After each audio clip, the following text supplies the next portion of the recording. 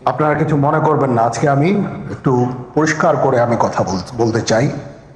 আপনাদের সবার হয়তো ভালো নাও লাগতে পারে, কিন্তু বিশ্বাস করেন, আমার এটা যদি আপনারা গ্রহণ করেন, আপনারা লাভবান হবেন, কোনো ক্ষতি হবে না দেশের।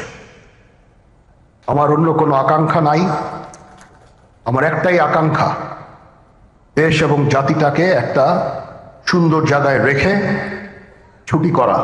I had enough. Was last 7-8 months I had enough.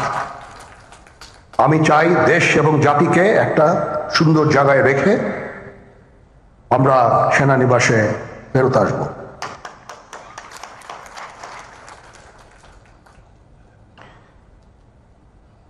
আরেকটা জরুরি বিষয় যেটা আমি ভাবলাম যে আপনাদের সাথে আমি শেয়ার করি। দেশের এই আইন শৃঙ্খলা পরিস্থিতি খারাপের পিছনে কিছু কারণ আছে। প্রথম কারণটা হচ্ছে যে আমরা নিজেরা হানাহানির মধ্যে ব্যস্ত, একজন আরেকজনের বিরুদ্ধে বিষোদ্গারে ব্যস্ত। এটা একটা চমৎকার সুযোগ অপরাধীদের জন্য। যেহেতু আমরা একটা অরাজক পরিস্থিতির মধ্যে বিরাজ করছি, তারা খুব ভালোভাবেই জানে যে এই সময়ে যদি এই সমস্ত অপরাধ করা যায় তাহলে এখান থেকে পরিত্রাণ পাওয়া সম্ভব। সেই কারণে এই অপরাধগুলো হচ্ছে। আমরা যদি সংগঠিত থাকি, একত্রিত থাকি, তাহলে অবশ্যই এটা সম্মিলিতভাবে মোকাবেলা করা সম্ভব হবে। Police, RAB, BGB, DGFI, NSI এগুলো দেশের জন্য অত্যন্ত গুরুত্বপূর্ণ কাজ করেছে অতীতে। খারাপ কাজের সাথে অসংখ্য ভালো কাজ করেছে। আজকে যে দেশের স্থিতিশীলতা, দেশটাকে যে এত বছর স্থিতিশীল রাখা হয়েছে, এটার কারণ হচ্ছে এই সশস্ত্র বাহিনীর বহু সেনা সদস্য, সিভিলিয়ান সবাই মিলে এই অর্গানাইজেশনগুলোকে, অসামরিক, সামরিক সবাই মিলে এই অর্গানাইজেশনগুলোকে এফেক্টিভ রেখেছে। সেই জন্য আজকে সুন্দর, এতদিন ধরে আমরা একটা সুন্দর পরিবেশ পেয়েছি। এর মধ্যে যারা কাজ করেছে, যদি অপরাধ করে থাকে সেটার শাস্তি হবে, অবশ্যই শাস্তি হতে হবে, না হলে এই জিনিস আবার ঘটবে। আমরা সেটাকে বন্ধ করতে চাই চিরতরে, কিন্তু তার আগে মনে রাখতে হবে আমরা এমনভাবে কাজটা করব এই সমস্ত অর্গানাইজেশনগুলো যেন আন্ডারমাইন না হয়। আজকে পুলিশ সদস্য কাজ করছে না, এটা বিশাল বড় কারণ হচ্ছে অনেকের বিরুদ্ধে মামলা, অনেকে জেলে। RAB, BGB, DGFI, NSI panicked. বিভিন্ন দোষারোপ, খুন ইত্যাদি তদন্ত চলছে। অবশ্যই তদন্ত হবে, দোষীদের বিচারের আওতায় আনতে হবে। এমনভাবে কাজটা করতে হবে যেন এই অর্গানাইজেশনগুলো আন্ডারমাইন না হয়। এই অর্গানাইজেশনগুলোকে যদি আন্ডারমাইন করে আপনারা মনে করেন যে দেশের শান্তি শৃঙ্খলা বিরাজ করবে, সবাই শান্তিতে থাকবেন, সেটা হবে না, সেটা সম্ভব না। আমি আপনাদের পরিষ্কার করে বলে দিচ্ছি, এই দেশের শান্তি শৃঙ্খলা রক্ষার দায়িত্ব খালি সেনাবাহিনীর না। 2 লক্ষ পুলিশ আছে, বিজিবি আছে, র্যাব আছে, আনসার ভিডিপি আছে, আমার আছে হচ্ছে 30,000 সৈন্য।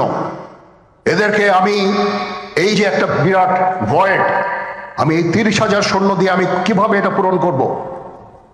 30,000 থাকে, আবার 30,000 চলে যায় ক্যান্টনমেন্টে, আরো 30,000 আসে। এটা দিয়ে আমরা দিন রাত আমরা চেষ্টা করে যাচ্ছি। এখানে যে সমস্ত উচ্ছৃঙ্খল কাজ হয়েছে সেটা আমাদের নিজস্ব তৈরি, এটা আমাদের নিজস্ব ম্যানুফ্যাকচার, আমরা নিজস্ব এইগুলো তৈরি করেছি। এই বিপরীতমুখী কাজ করলে কেসে কখনো শান্তি শৃঙ্খলা আসবে না, এই জিনিসটা আপনাদের মনে রাখতে হবে। ভিশনের ফুলঝুরি মেগা অফারে ফ্রিজ কিনলেই পাচ্ছেন 16 পিসের আকর্ষণীয় গিফট বক্স একদম ফ্রি। আজকে একটা বেদনা বিধুর দিবস। 2009 সালের 25শে ফেব্রুয়ারি আমরা এই 57 জন চৌকস সেনা অফিসার, এবং শুধু তাই নয়, আমাদের কিছু কিছু পরিবারবর্গর সদস্যদের আমরা হারিয়েছি। এখানে আসার সময় এই ছবিগুলো আমি দেখছিলাম। তো এই ছবিগুলো আপনারা অনেকে ছবিতে দেখেছেন, কিন্তু এগুলো আমার সব চাক্ষুষ দেখা। আমি একটা চাক্ষুষ সাক্ষী এই সমস্ত বর্বরতার। একটা জিনিস আমাদের সবসময় মনে রাখতে হবে, এই বর্বরতা কোনো সেনা সদস্য করেনি, সম্পূর্ণটাই তদানীন্তন বিজিবি সদস্য দ্বারা সংঘটিত। Full stop. এখানে কোনো ইফ এবং বাট নাই। এখানে যদি ইফ এবং বাট আনেন, এই যে বিচারিক কার্যক্রম এতদিন ধরে হয়েছে, 16 বছর ধরে 17 বছর ধরে যারা জেলে আছে, যারা কনভিক্টেড, সেই বিচারিক প্রক্রিয়া ব্যাহত হবে। এই জিনিসটা আমাদের খুব পরিষ্কার করে মনে রাখা প্রয়োজন। এই বিচারিক প্রক্রিয়াকে নষ্ট করবেন না। যে সমস্ত সদস্য শাস্তি পেয়েছে তারা শাস্তি পাওয়ার যোগ্য। এখানে কোনো রাজনৈতিক নেতৃবৃন্দ এর মধ্যে উপস্থিত ছিল কিনা, ইনভলভ ছিল কিনা, বাইরের কোনো শক্তি এর মধ্যে ইনভলভ ছিল কিনা, সেটার জন্য কমিশন করা হয়েছে। কমিশনের চেয়ারম্যান এখানে আছেন, উনি এটা বের করবেন এবং আপনাদের জানাবেন। বটম লাইন হচ্ছে যে এই সমস্ত আমাদের এই চৌকস সেনা সদস্য যারা প্রাণ হারিয়েছেন, তারা প্রাণ হারিয়েছেন তদানীন্তন বিডিআর সদস্যদের গুলিতে। আমরা নিজেরা এই সমস্ত জিনিস নিয়ে অনেক ভিন্ন মত পোষণ করছি। কেউ কেউ এই জিনিসটাকে ভিন্ন খাতে প্রবাহিত করার চেষ্টা করছি। সেটা আমাদের জন্য মঙ্গলজনক হবে না। আজকে যদি আমার যে উপদেশ আমি কিছু দিয়ে যাব, সেটা যদি আপনারা গ্রহণ করেন, আপনারা লাভবান হবেন, আমি এটা আপনাদের নিশ্চিত করছি। আমরা নিজেরা ভেদাভেদ সৃষ্টি না করি, আমরা নিজেরা ইউনাইটেড থাকি। আমাদের মধ্যে যদি কোনো সমস্যা থেকে থাকে, কোনো ব্যত্যয় থেকে থাকে, কোনো গ্রিভান্সেস থেকে থাকে, সেটা আমরা আলোচনার মাধ্যমে সমাধান করব। এটার জন্য ডানে বায়ে দৌড়িয়ে কোনো লাভ হবে না, নিজের ক্ষতি ছাড়া কোনো লাভ হবে না। আমি আপনাদের এই জিনিসটা নিশ্চিত করে দিচ্ছি। কিছু কিছু সদস্যদের দাবি যে তারা 2009 সাল থেকে আজ পর্যন্ত বিভিন্ন শাস্তি পেয়েছেন। কেউ কেউ দায়ী করছেন যে তারা অযাচিতভাবে শাস্তি পেয়েছেন। এটার জন্য আমি একটা বোর্ড করে দিয়েছি, একজন লেফটেন্যান্ট জেনারেল সেই বোর্ডের সদস্য। প্রথম ফেজে 51 জন সদস্যর ব্যাপারে আমার কাছে রিকমেন্ডেশন নিয়ে এসেছে। তার রিকমেন্ডেশনের অধিকাংশই আমি গ্রহণ করেছি এবং আরো বেশি আমি দিয়েছি। নেভি এয়ারফোর্সও তাদের এই কার্যক্রম চালিয়ে যাচ্ছে। আমার স্ট্যান্ড পয়েন্ট হচ্ছে, যদি কেউ অপরাধ করে থাকে সেটার জন্য কোনো ছাড় হবে না, বিন্দু মাত্র ছাড় নাই। আমি আপনাদের পরিষ্কার করে দিচ্ছি, it is a discipline force. Discipline ফোর্সকে ডিসিপ্লিন থাকতে দেন। আজকে এই যে দেশের ক্রান্তি লগ্নে সমস্ত বাহিনী, সমস্ত অর্গানাইজেশন বিপর্যস্ত হয়ে পড়েছে। খালি সেনাবাহিনী টিকে আছে, বিমান বাহিনী টিকে আছে, নৌবাহিনী টিকে আছে। কেন? Because of discipline.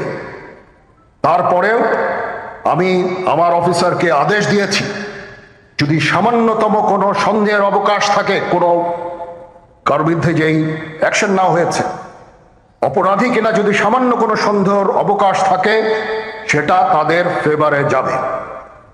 এটা হচ্ছে আমার ঢালাও নির্দেশ। সেই হিসাবে বিভিন্ন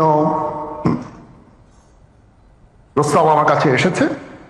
কোনো কোনো প্রস্তাবে আমি আরো আমার নিজে থেকে যোগ করে আরো বেশি আমি দিয়েছি। এভাবে পর্যায়ক্রমে অফিসাররা অ্যাপিয়ার করবে, আসবে এবং তাদের এই জিনিসগুলো আমরা দেখব। দেখে যদি মনে হয় যে তাদেরকে করার অবকাশ আছে কিছু, অবশ্যই আমরা করব। এটা ন্যায় নীতিতে আমরা প্রতিষ্ঠিত থাকব ইনশাআল্লাহ। আপনারা কিছু মনে করবেন না, আজকে আমি একটু পরিষ্কার করে আমি কথা বলতে চাই। আপনাদের সবার হয়তো ভালো নাও লাগতে পারে, কিন্তু বিশ্বাস করেন, আমার এটা যদি আপনারা গ্রহণ করেন, আপনারা লাভবান হবেন, কোনো ক্ষতি হবে না দেশের। আমার অন্য কোনো আকাঙ্ক্ষা নাই, আমার একটাই আকাঙ্ক্ষা, দেশ এবং জাতিটাকে একটা সুন্দর জায়গায় রেখে ছুটি করা। I had enough. Was last 7-8 months I had enough. আমি চাই দেশ এবং জাতিকে একটা সুন্দর জায়গায় রেখে আমরা সেনানিবাসে ফেরত আসব।